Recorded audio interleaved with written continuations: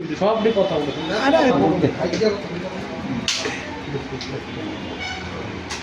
বন্ধু নখন বিয়া তুই কে রাই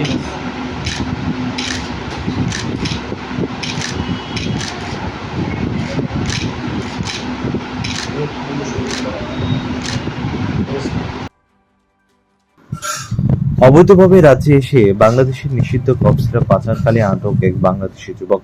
মঙ্গলবার বিকেলে রামনগর থানার ওসি দেবগত বিশ্বাসের কাছে গোপন সংবাদের ভিত্তিতে খবর আসে নেশা সামগ্রী পাচারের। সে মোতাবেক তিনি লঙ্কামোড় এলাকায় তল্লাশি অভিযান করার প্রস্তুতি নেন। তল্লাশি চলাকালীন সময়ে বাংলাদেশি যুবক ব্রাহ্মণবাড়িয়া নিবাসী হুসেন মিয়াকে সন্দেহভাজন আটক করা হয়। তার কাছ থেকে 25 বোতল বেআইনি কফ সিরাপ উদ্ধার করা হয়। বুধবার পশ্চিম থানায় আয়োজক সাংবাদিক সম্মেলনে তথ্য জানানো হয়। পশ্চিম থানার সেকেন্ড অফিসার শ্যাম সুন্দর রিয়াং জানান, বিশেষ অভিযান চালিয়ে বাংলাদেশি যুবককে নেশা সামগ্রী সহ আটক করা হয়। এদিন আটককৃত যুবক হুসেন মিয়াকে এনডিপিএস ধারায় আদালতে প্রেরণ করা হয় এবং পুলিশ রিমান্ডের আবেদন জানানো হয়। আমার নাম inspector Shyamshankar Riang, second OC Baishakhatala PS. গতকালকে বিকালের দিকে আপনার রামনগর ওসি দেবগত বিশ্বাস এই লঙ্কামোড়ের দিকে মোবাইল করছিলেন আর কি। মোবাইল করার সময় একটা সিক্রেট ইনফরমেশন পেয়েছিল যে একজন মানুষের হাতে কন্ট্রাব্যান্ড আইটেম আছে।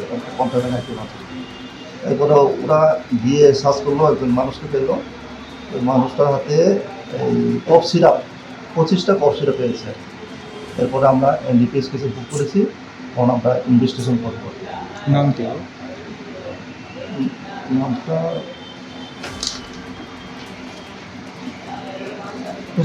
হুসেন মিয়া, বাড়ি নাম হলো লেক জাসিম মিয়া, উত্তরমুড়া, পিএস হলো সদর ডিস্ট্রিক্ট, ব্রাহ্মণবাড়িয়া, বাংলাদেশ।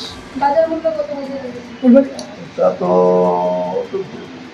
20-25 হাজার মতো হবে। আগে কোনো কেস আছে? না না, ওকে, বাংলাদেশি? হ্যাঁ বাংলাদেশ। এখানে থেকে নিয়ে যাওয়ার জন্য এসেছিল? হ্যাঁ বোধহয়। কোন দিক থেকে এসেছে? তো লঙ্কামপুরা থেকে পেয়েছি আমরা। এরপরে দেখবো, তদন্ত করে দেখবো।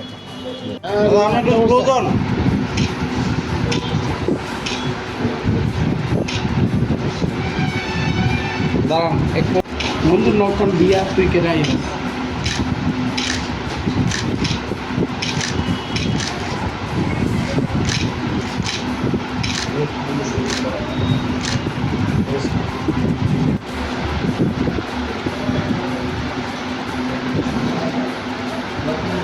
বছর হয়েছে না রে ভাই, এত কেমন লাগে?